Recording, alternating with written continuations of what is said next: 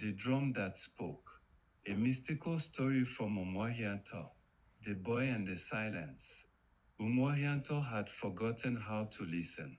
The villagers went about their lives beneath the ancient hills, but the air was still, too still, like a song that had lost its rhythm. No one remembered the stories. No one sang the ancestors' praise names. The shrine was gone. The land was quiet, except for Ikena. 13. Wiry, eyes full of questions. Orphaned by the fever when he was 6, he was raised by his grandmother, Mama Ojugo, a woman whose memory held more than books ever could. One evening, while chasing a lizard past the market ruins, Ikena's foot struck a buried root under the old Iroko tree. But it wasn't a root, it was wood. He dug, brushing away years of dust and silence, and unearthed a drum. Small, round, ancient, covered in red CBD markings that pulsed faintly like embers. He touched it once. The earth shivered, the wind sighed, and the silence broke. Dreams of the ancestors. That night, he dreamt of fire under moonlight, of spirits dressed in white, of a glowing shrine ringed by masked dancers. A deep drumbeat echoed through time, and a voice whispered, "The truth is buried. Will you be the one to dig it up?" He told Mama Ojugo. She stopped mid-peel, yam in hand, eyes narrowing. That drum was played by your great-grandfather, the last Okpo Oku, keeper of the sacred beat. After he died, it vanished, and so did truth. Ikena frowned. But the drum is back. Her hands trembled. Then so is the reckoning. The drum shows the past. Each time Ikena struck the drum, it showed him more. He saw the spring where his ancestors once communed with spirits, now sealed beneath the chief's tennis court. He saw villagers forced off ancestral land for the construction of a resort. He saw the old shrine raised, the sacred stones used to decorate the chief's new mansion. He saw how the chief had come to power, not by honor, but by threats, blood, and a rigged oath. He saw the current Federal House representative, Honorable Duru, rigging, bribing, and killing his way to power.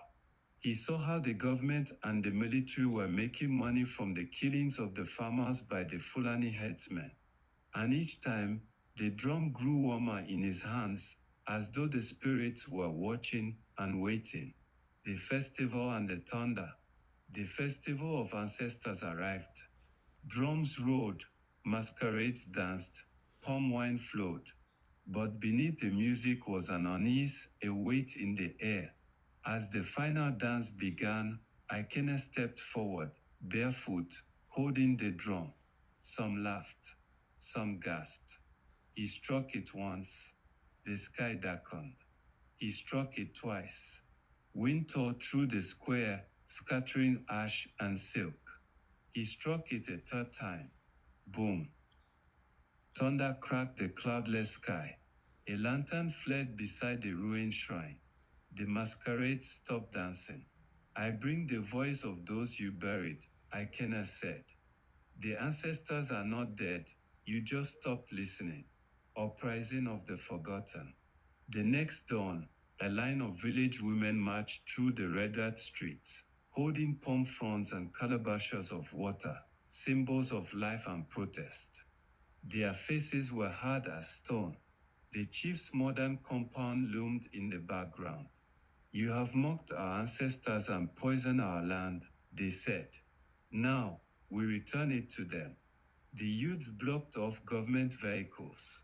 Old men brought forward buried documents, maps, land pacts, forgotten stories.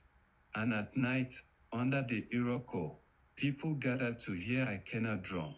Each beat revealed another buried truth. The chief fled. A new shrine, a new song. Beneath the great Iroko, a new shrine was built. Carved stones, sacred symbols, soft firelight. Ikena placed the drum inside, not to silence it, but to protect it. Years passed. Ikena grew. He no longer chased lizards. He taught children how to listen. In white robes and simple beads, he sat under the tree each dusk, drumming softly as the sun fell behind the hills. Children gathered, wide-eyed. The shrine glowed. And when asked why he never left the village, he simply smiled and said, "Because the ancestors still speak here. And someone must answer." The end.